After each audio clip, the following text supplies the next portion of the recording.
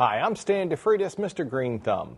All right, so you want to grow some of your own roses. Now, it is possible to go in and take this piece off as we've done, cut about a 45-degree angle on the base, and stick it into a good soil, and you probably can get it to root, and it will grow okay on its own rootstock in most cases. Most miniatures are grown this way, and a lot of the climbers are grown this way.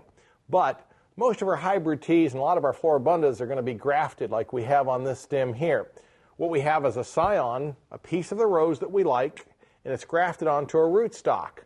And often the rootstock is maybe not that pretty, but it's hardy. It may impart cold hardiness, or it may impart better flowering or more disease or nematode resistance. That's one of the reasons that the majority of your hybrid teas are grafted roses. Now, it may be on the different types of rootstocks, and there's a bunch of them. Dr. Huey is one that's often used.